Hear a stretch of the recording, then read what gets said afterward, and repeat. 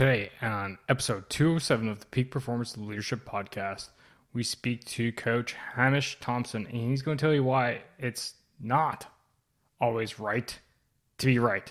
Yes, you heard that right, folks. It's all about not being right today. Are you ready for this? All right, let's do it.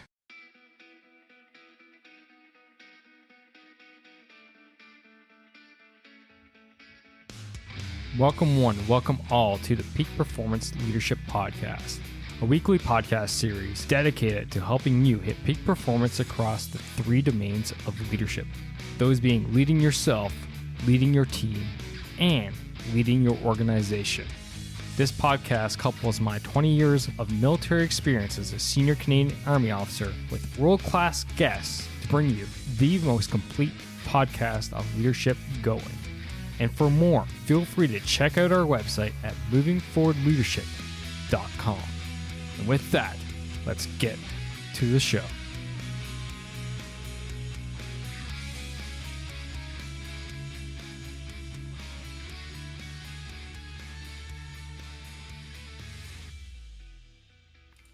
Yes, welcome one, welcome all. It is your Chief Leadership Officer, Scott McCarthy. So great to have you here today. And today we're talking about an interesting topic and how it's not always right to be right. You're like, what? I know, it sounds a bit of a wonky / funny title, but you know what? It's so true. All right, but before we dive into today's podcast episode, major announcement coming down. Major announcement. Ready for this? The Leadership Growth Mastermind is ready for you. That's right. So just a quick little rundown.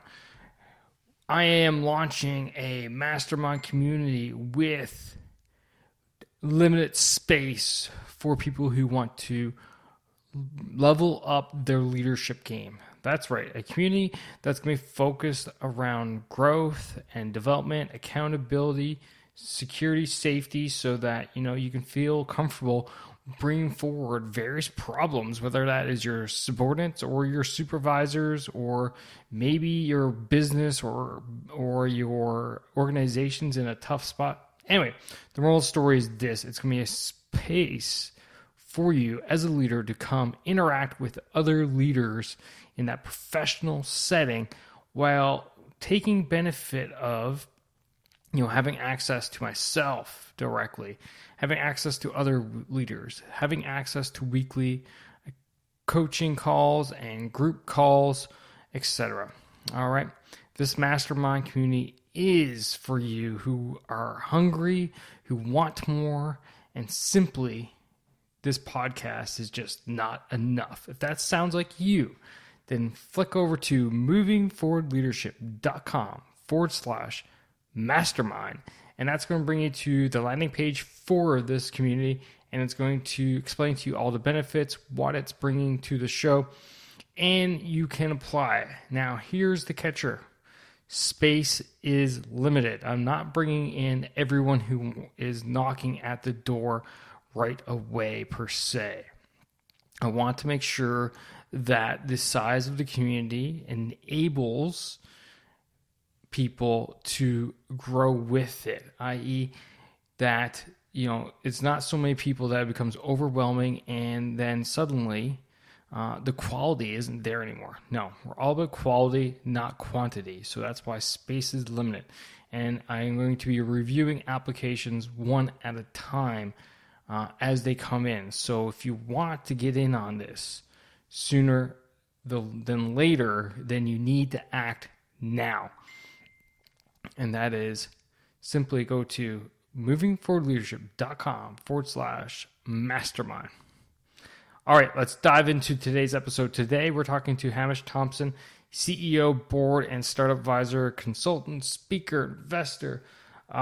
He comes from the beautiful country of New Zealand. And essentially, he is the author of the book, It's Not Always Right to Be Right.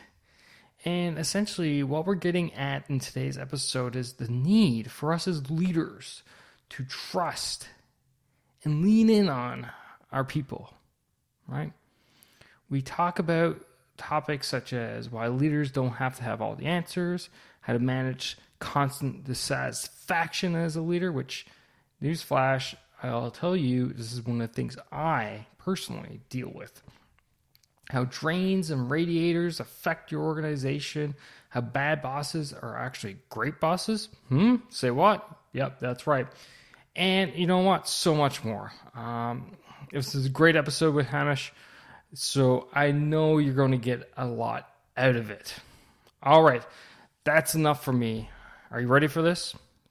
So why don't you sit back, relax, and enjoy my conversation about why it's not always right to be right with Hamish Thomson.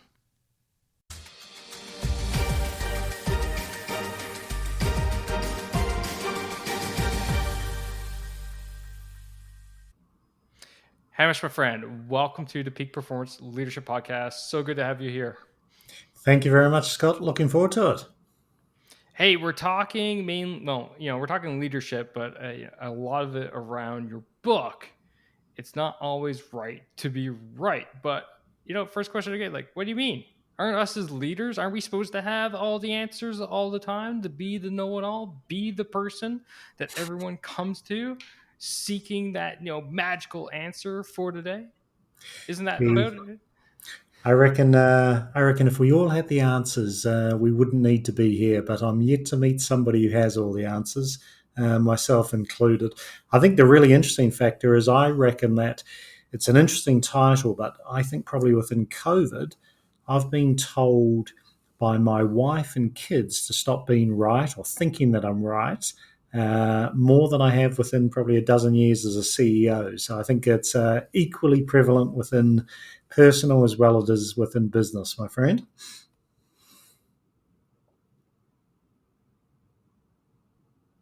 Yeah, no doubt, for sure. So, let's dive into it. I'd love to get an understanding of, what was the motivation for you to take your time and write the book? Because I can only imagine how much work it was to go into. So, what was that driver said, you know what? I got to write a book and I'm going to write about this. Yeah, I've got a personality that there's a concept I talk around within the book called constant dissatisfaction. So most people have healthy dissatisfaction, where they look at things that aren't going well and want to sort of shake it up and do things differently. Mine is constant, which is not a great one. It can be pretty demanding on that, but even when things are going well, I like to do things that are new, that are different, challenge, push me out of my sort of comfort zone. So I've been doing this sort of corporate gig for around 30 odd years, last dozen years, within sort of CEO positions, different sort of, parts of the world. And I just got bored, to be honest. There's always more challenges and I could have gone better. And I left an amazing company, Mars Incorporated, who I may go back to it one day because I love the principles and the values with them. But I just wanted to do something different. And my initial motivation was I got three kids, and I thought, gee, I better start documenting some of these lessons. They never listen to you, your kids. So I thought if I write it down, and then lo and behold, somebody said, sort of, hey, throw it into Wiley Publishing. So had a good contact there, and lo and behold, I had to finish the thing. It was enjoyable because it was different. Very, very tedious and demanding and painful edit process of writing a book, but Wiley helped out through that. So I liked it. It was different, pushed me out of comfort zone. Wife still doesn't ever call me an author, so she's probably right on that, but hopefully it sort of benefits some of the lessons to others. So that's the main reasons.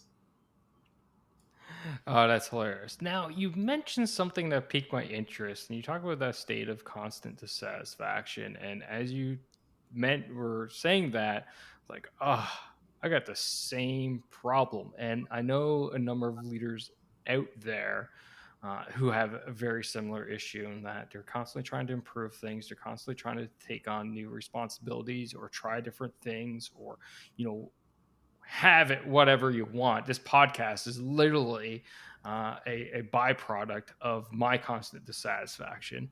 So, from your standpoint, personal now, how do you manage that as a leader so that you don't kind of like run your organization to the ground or take it in a direction it shouldn't go in? How do you manage that? Yeah, I think, as I said, even though it works for me, and I think it works for some people, it can be an incredibly demanding leadership style for others. So I've always been sort of, initially, I thought to myself, no, I have to actually start slowing down and letting other people sort of dictate the pace. And I think that was probably the worst thing possible. And it's probably the worst advice you can give to somebody. You don't need to slow down. You simply need to change your leadership style. And I suppose two areas that are really important. Firstly, you can't be a perfectionist if you always want to be ahead of the curve and always try new things. And if you're a perfectionist, you can demand all that, but you are always going to slow other people down and you won't actually satisfy your pace overall. And then, secondly, you have to accept that if you want things to be done differently, new ways of working, new methodologies, new adoptions of technologies and business models, you have to accept that your way of what you think is right may not be the right way. So don't jump in and direct. You can coach and empower people, but let them actually have their own way to go about doing it. And the other thing I think, Scott, is it's really dangerous to go in too many different directions within your business. So I have a concept I call the 30% rule, and I take a small part of the business and I put stretch objectives that can only be achieved by doing things in a completely different manner. So new ways of working, new partnerships, connections, to be able to achieve that stretch target of, hypothetically 30%. Now, it's important to do that because you can't do it across the entire business, because some people it's just going to drive them nuts and you'll probably lose a little bit of your core revenue and profit streams. But selected parts of your business, go for broke, have fun, satisfy your energy, and surround yourself by good people who will turn around and say, hey, I like that idea, but get back in the box. I love a lot of that, right? So essentially how I read that is, installing some checks and balances for yourself to make sure you don't go, completely off course and left field, but embrace it at the same time because it can lead to new and great things. And then finally empower some what I refer to as trusted agents to say, good idea, boss. Now get back in line type thing. So lots of great tidbits in there for the listeners for sure. Now, I'd like to hit a few of the different concepts you got in your book. And the first one that really jumped out at me, and I loved it, was your concept of drains and radiators. So, why don't you bring the audience through that story and that journey? What's a drain? What's a radiator? And how can leaders leverage that for their teams?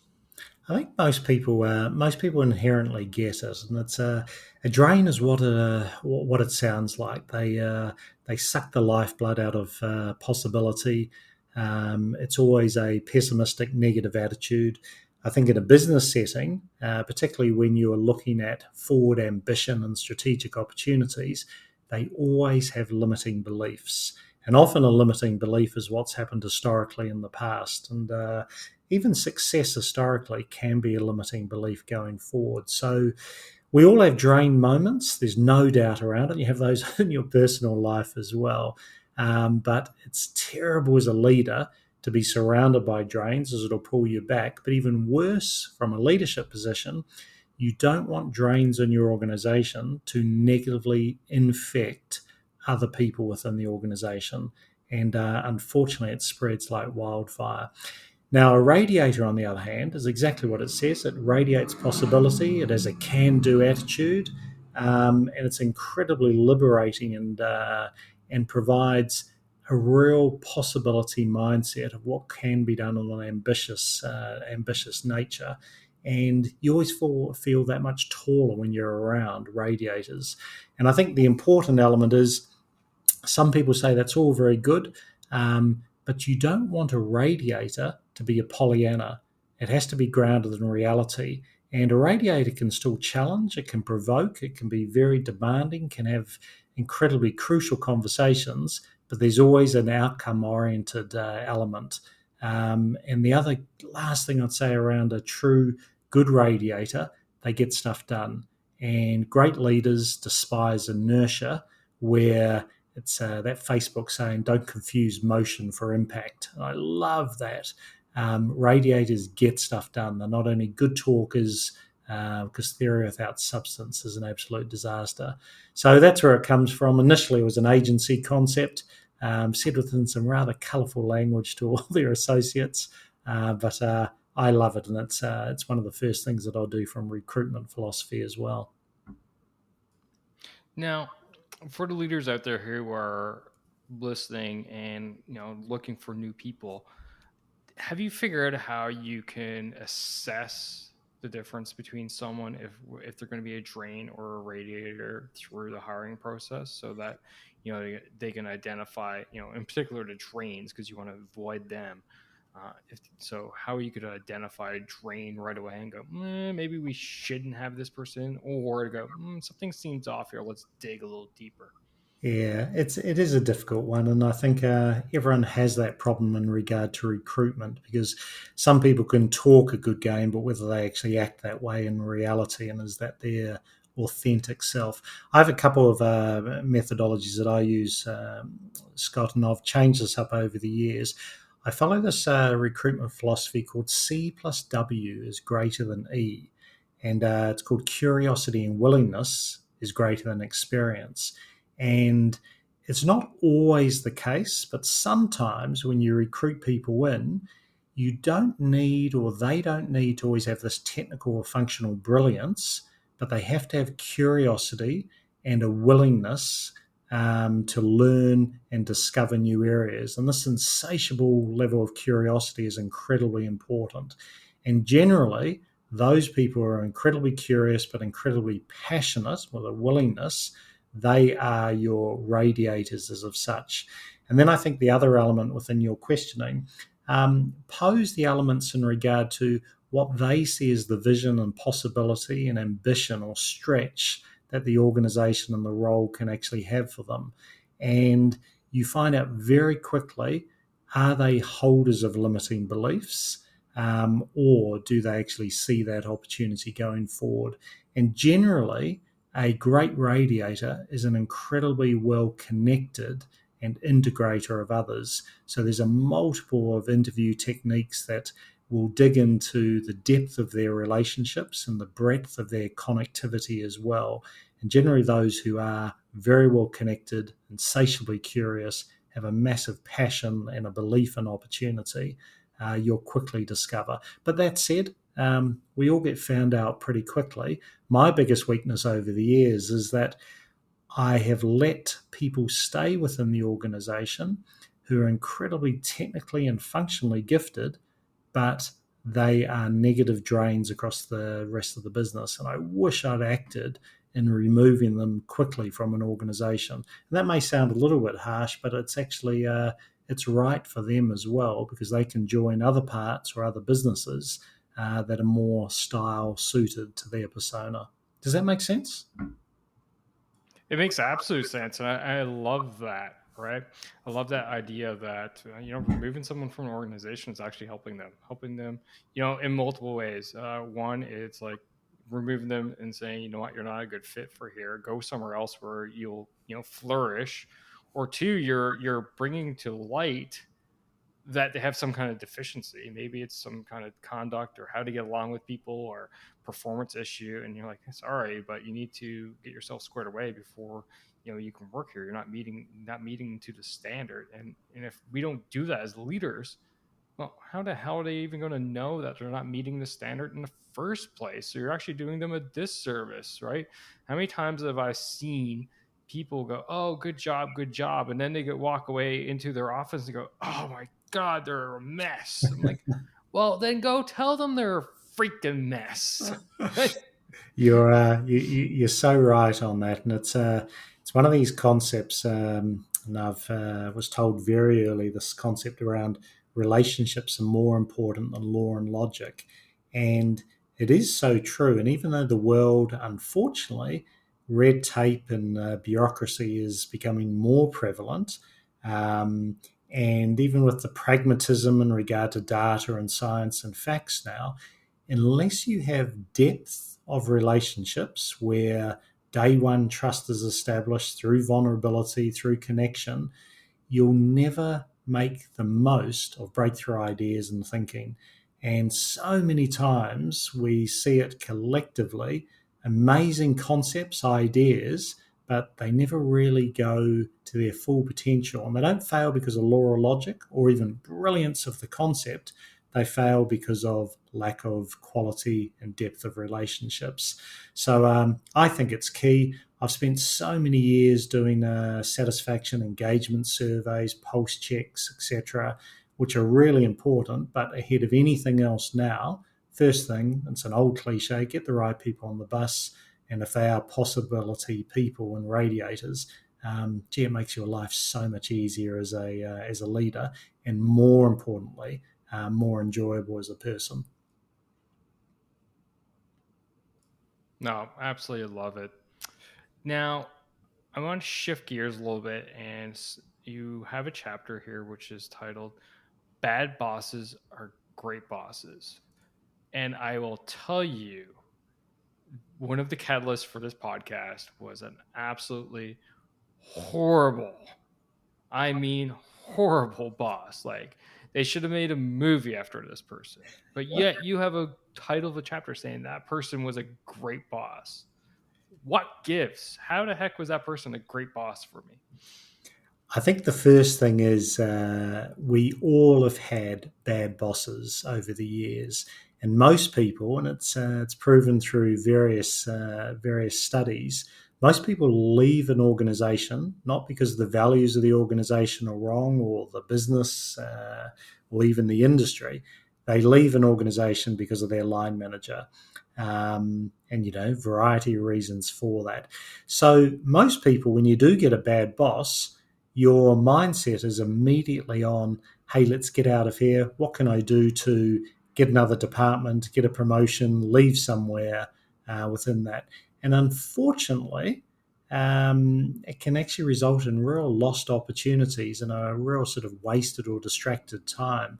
So, my belief and my experience over the years is you can learn a hell of a lot from a bad boss. And the very first thing you do is you identify what behaviors and what style and approach that they do that you will never want to repeat.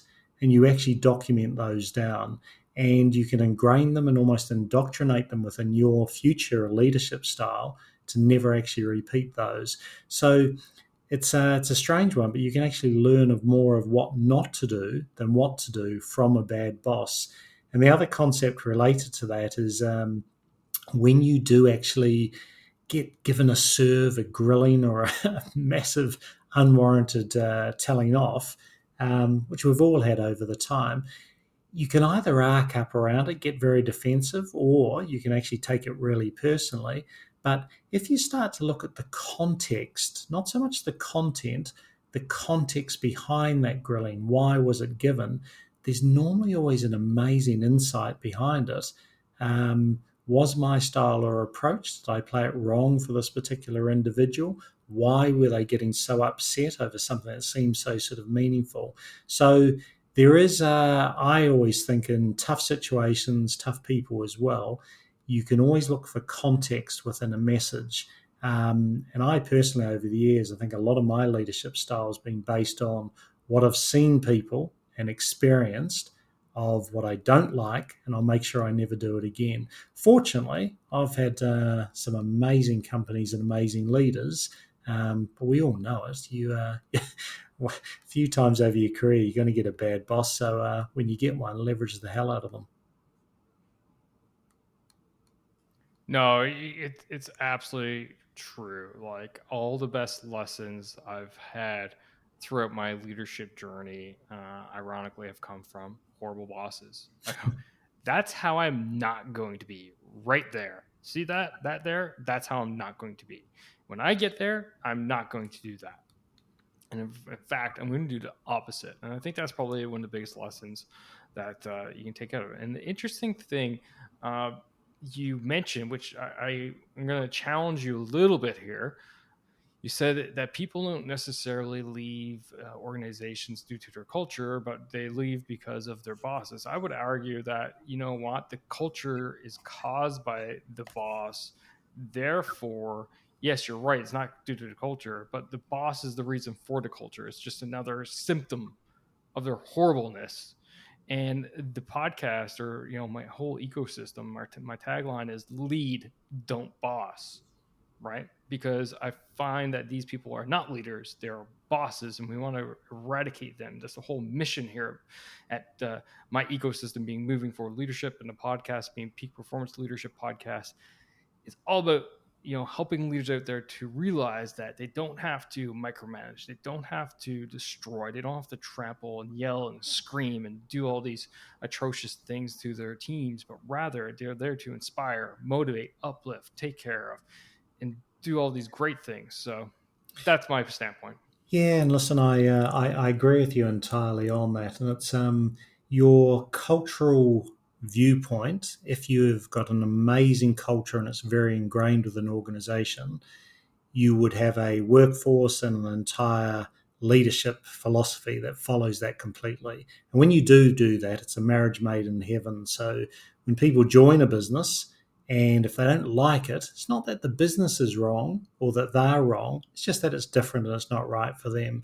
Now, unfortunately, Scott, as you know, even the best cultures that are ingrained, you still will get your leadership exceptions that do come along.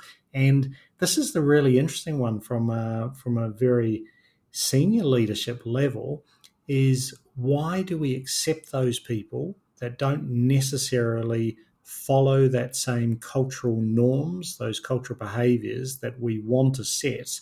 And why do we have these exceptions within most businesses?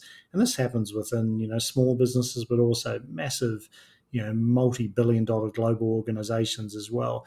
And unfortunately, I think the reason is that historically, if these people have performed incredibly well and have historical success, it's often hard to remove them as a leader. But as you've said, their influence on the rest of the business, on individuals, and the total culture within it, it can be negative. So it's a tough one to do, but I think, as you mentioned, if they go out and they join another business that's right for them, it works for them and it works for the existing business. It's always a balance.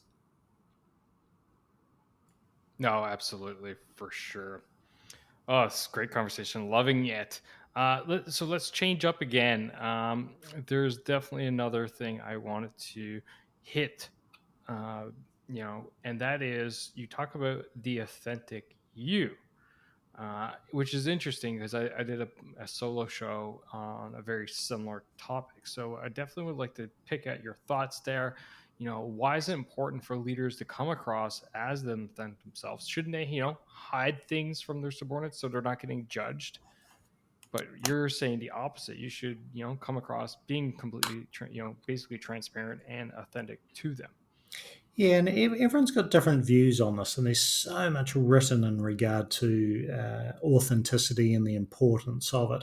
If I pare it back very quickly, my own experience, and I think it's quite consistent with many others. When you try and be somebody that you're not in a work setting, you will never be at your optimal best, and it limits not only your development opportunities and your chance to really bring your best self into work, but equally, when that happens, an organization never benefits.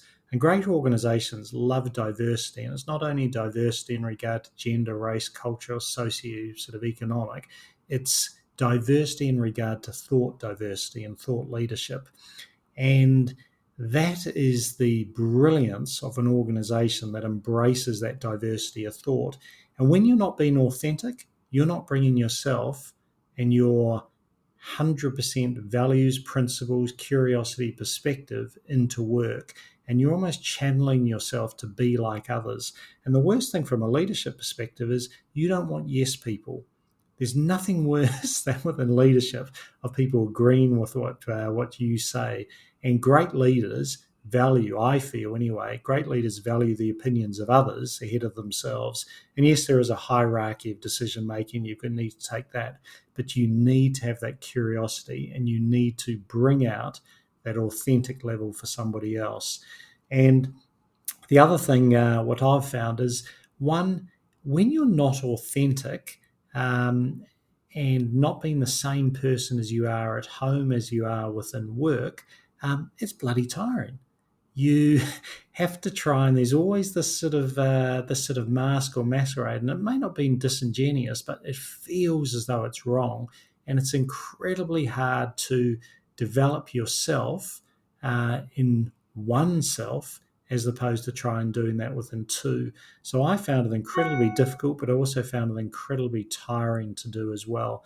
And then I think the other element as a leader, you need to role model authenticity, and you need to show your vulnerability to others, because that's what really shows trust and true and immediate day one trust, when you show your weaknesses and when you show your vulnerability as well. And a lot gets talked around vulnerability, and it doesn't mean you have to break down in tears on your first day. But if you're being authentic, showing that you don't have all the answers, showing your mistakes, but your insights and your learning from mistakes, people do respect them. They do that on a personal basis, and I think they also do it on a work basis as well. So personally, it certainly has worked for me. I've certainly changed a lot over the years, not trying to be somebody who I thought people wanted me to be. And hey, this is Hamish Thomson. This is my style. Seems to work for a majority. And as long as I do it respectfully, but in an authentic manner, I think I'll always be that much better for it.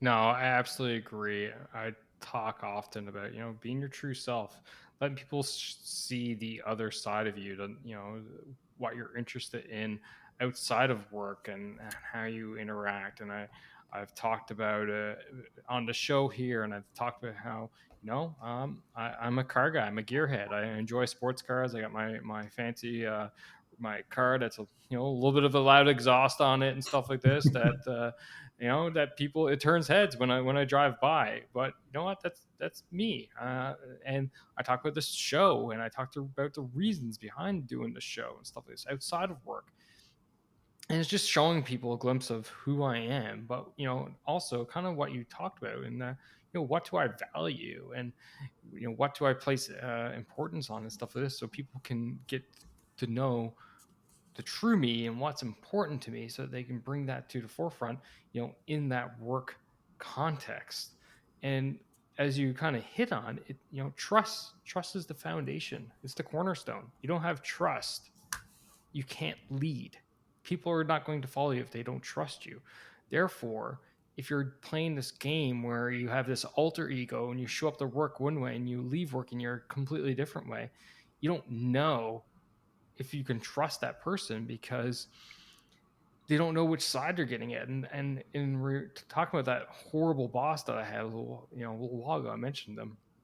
I would go to their office, and I didn't know who I was going to get. Was I going to get the happy-go-lucky boss, or was I going to get the boss I should duck as I enter their office boss, because they're going to throw something at me because I've come with what I didn't think was bad news, but they've interpreted it completely differently.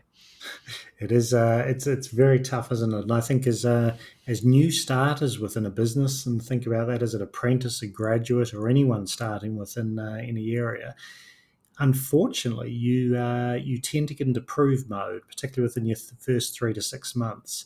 And when you're in prove mode, you often change who you are, and you hold back your perspectives and your views and your challenges.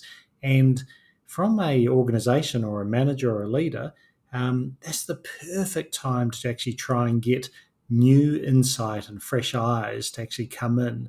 So it can be really dangerous within that prove mode. And I've always, you get a lot of feedback within any position, as you're as you're well aware.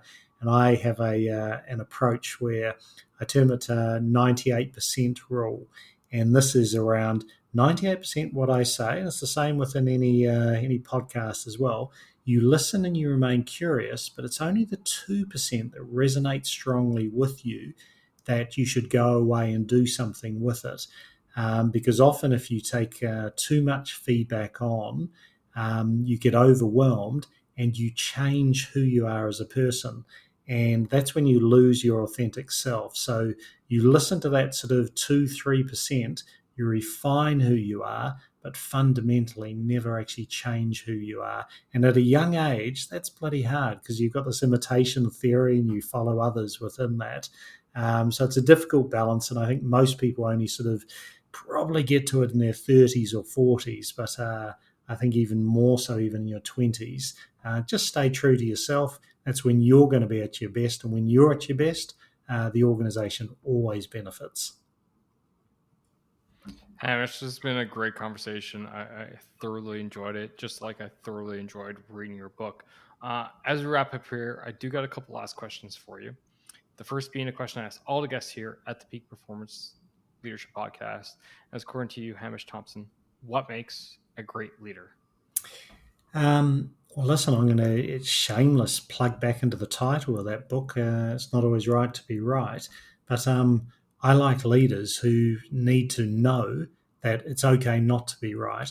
And I used to be one of these people, Scott, that every debate, discussion, dialogue, I would try and win. And I was pretty good at it, and intellectual sparring. But it quickly became apparent that when you think you're right, you're limiting that thought diversity. You're certainly not developing breakthrough relationships. And that's when relationship stage 1, 2, and 3, that's when you really get your breakthrough. Because nobody wants to really develop a relationship with you if you're always right. And then thirdly, you're not unlocking potential within those in your team. They don't even challenge you. So I reckon the best leaders, humility, show vulnerability, admit totally that they haven't got it right, and compromise as often as they could. So those would be my elements of what a great leader would be. Awesome. Now it's the time for the shameless plug, man. Now. So have at it. Where can people find you? How can they follow you? Where can they grab a copy of your book? Now, shameless plug. Go. Shameless plug indeed. Hey, so listen, it's anything. It's widely published, so it's in all those sort of bookstores and everything, Booktopia and Amazon and stuff.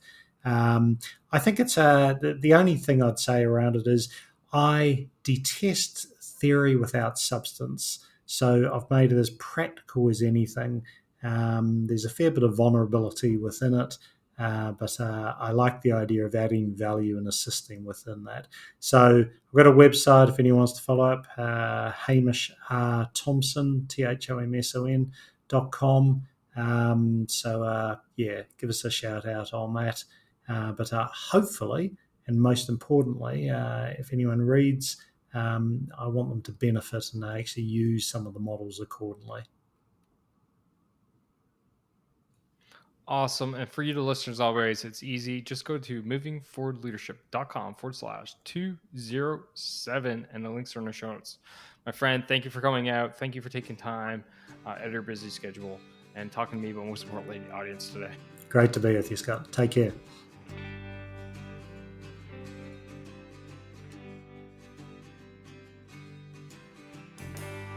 And that's a wrap for this episode, ladies and gentlemen. Thank you for listening. Thank you for supporting the Peak Performance Leadership Podcast. But you know what you could do to truly support the podcast? And no, that's not leaving a rating and review. It's simply helping a friend.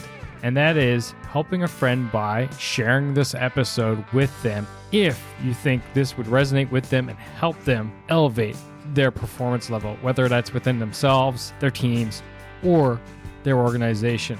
So do that, help me, help a friend, win-win all around, and hey, you look like a great friend at the same time. So just hit that little share button on your app, and then feel free to fire this episode to anyone that you feel would benefit from it. Finally, there's always more. There's always more lessons around being the highest performing leader that you can possibly be, whether that's for yourself, your team, or your organization. So why don't you subscribe? Subscribe to the show via movingforwardleadership.com/subscribe. And until next time, lead, don't boss, and thanks for coming out. Take care now.